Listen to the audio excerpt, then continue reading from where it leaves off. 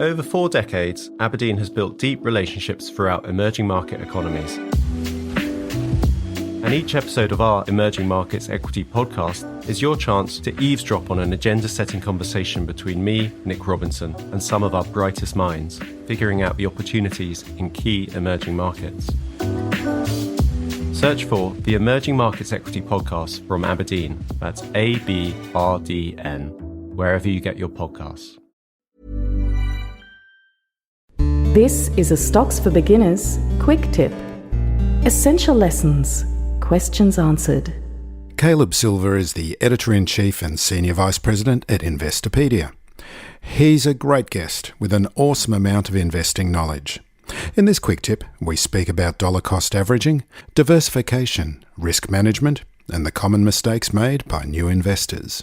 Well, they try to time the market and they try to decide that they know exactly when the right time to buy a stock or an ETF or an index fund is. And you can't really do that because you don't know when that's going to go up or down. But you do know if you look at and you do your research, you can look at the history. And the history is not always the best guide for the future, but it does give you a pretty good example of how things play out with this individual stock or this index fund or this ETF. So you can look at that, and investors are constantly thinking that they have the answer or that they know better or somebody told them the answer that they have a lot of respect for, so they're going to go with that idea and they put all their eggs in one basket. So the lack of diversification is the biggest mistake that investors make, but also risk management.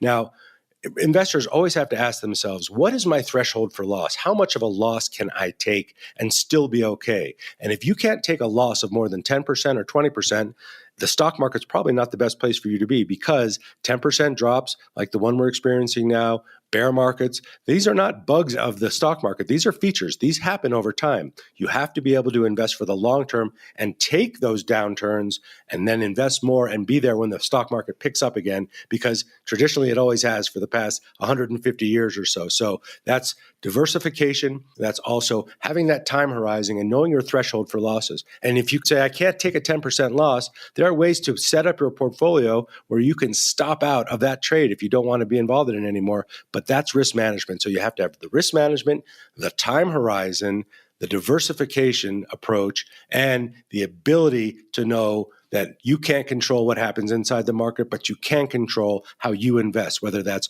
regularly every month or if you do it every quarter. You can control those things, but not what happens inside the market. And experiencing the loss is only crystallized if you actually sell out. And that's part of the psychology of it, isn't it? That your portfolio might be down 20% in a correction, as may or may not happen very shortly.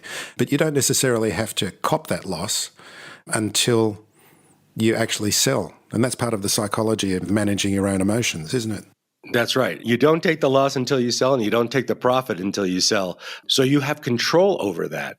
And that's one thing that investors don't realize. And a lot of people will say when the market's down like it's been lately, oh, my 401k is in tatters. Well, yeah, it is on paper, but you also are not cashing out your 401k tomorrow unless that's what your plan is. And if that's what your plan is, you shouldn't have been so heavily invested in the stock market anyway. So you have control over when you buy, when you sell, and you don't realize the losses or gains until you actually do so. And then there are tax implications too. So even if you made a lot of money on a trade, you got to remember that you're going to pay taxes, whether those are short-term or long-term taxes. So you got to think about all of those things as an investor. But the way to do this, especially for beginners so they can sleep at night, is to buy into index funds and buy a little bit every month. We call that dollar cost averaging, one of my favorite terms, which is make it automatic. Every month, I'm going to spend $100 on my favorite stocks or my favorite ETFs or my favorite index funds. I'm going to just set it up automatically through my account, so I don't even think about it. I don't know where the market is. I don't know where it's going to be. I just know that I'm going to continually invest. And by doing that over time, you can take advantage of the magic of compounding. And compounding is that fairy dust, that magic dust that's sprinkled over the stock market that allows your investments to grow exponentially over time. But you have to be regular about it. You have to be patient, and you have to make it automatic. Otherwise, your own psychology, the animals in your own mind will take over for you and tell you when to buy or sell. And that's no way to win. Now, you'd have a lot of experience of the data from Investopedia. What are some of the most searched terms in Investopedia? Well, it really depends on what's going on in the world. So these days, as we're looking at the situation with Russia and Ukraine, we're getting a lot of questions about the top oil producers or how much oil Russia exports or how to trade this spike in energy prices or how to trade against it. So we have some opportunistic readers who are always looking for the angle of how they should play it. But we also have people who are coming to us constantly just to learn, what does this mean? When I see this term out there, like economic sanctions, which is super popular right now, what does it actually mean? And how many sanctions can a country take before its economy is threatened? So we're getting a lot of that. But generally, people have intentions when they come to us. Very few people browse Investopedia. I'm one of the very few people that do it, but very few people do that. Most people come to us through a back door, a side door, through the attic, underground, because they have a very specific intent. And that intent can be, how do I start investing with $1,000? Or how do I get exposure to the e-commerce sector without picking individual stocks? Or what are the top performing oil ETFs over the past 3 months? They have a very, very specific intention. And so we try to have very specific answers for whatever those questions are. That's why we have so many articles on the site, over 36,000. So which parts of Investopedia are most useful for beginners? Rather than coming in through the back door or the attic, as you say, where can we direct them straight away that will be most useful for them right now? Intro to investing, investing basics, investing fundamentals. How does the stock market work? What is a stock? You ask Google or any search engine you use those questions, you're going to see Investopedia at the top of those results, or come right to the site and type that right in our search bar. We're going to have that answer for you right then and there. So the very basics of how it works is something you should know. You wouldn't go drive a race car without reading the manual and really learning and practicing how to drive it. Same for investing. You know, this is your money, this is your hard-earned money, and this is your livelihood and the wealth you want to build over a lifetime. Start at the very beginning, as Julie Andrews likes to say, because it's a very good place to start. But because without those fundamentals, without that foundational knowledge of how things work, when things don't go the way you think they're going to go, you're going to find yourself in a panic situation. And that's not the way you want to feel as an investor. You don't have total control, but you do have control over the things that you can control. We want you to learn that through Investing Basics, Intro to Trading, Intro to Investing. How do I start investing with $10,000 or $1,000?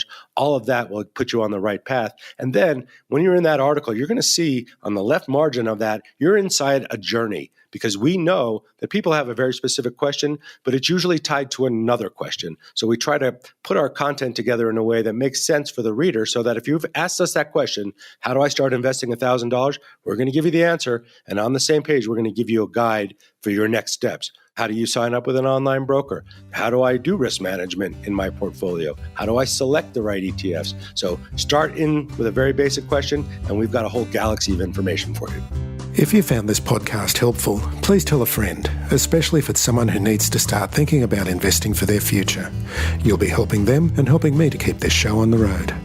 Stocks for Beginners is for information and educational purposes only. It isn't financial advice, and you shouldn't buy or sell any investments based on what you've heard here. Any opinion or commentary is the view of the speaker only, not Stocks for Beginners. This podcast doesn't replace professional advice regarding your personal financial needs, circumstances, or current situation.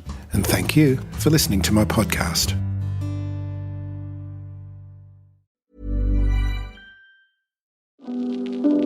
Over 4 decades, Aberdeen has built deep relationships throughout emerging market economies. And each episode of our Emerging Markets Equity podcast is your chance to eavesdrop on an agenda-setting conversation between me, Nick Robinson, and some of our brightest minds, figuring out the opportunities in key emerging markets. Search for the Emerging Markets Equity podcast from Aberdeen. That's ABRDN, wherever you get your podcasts.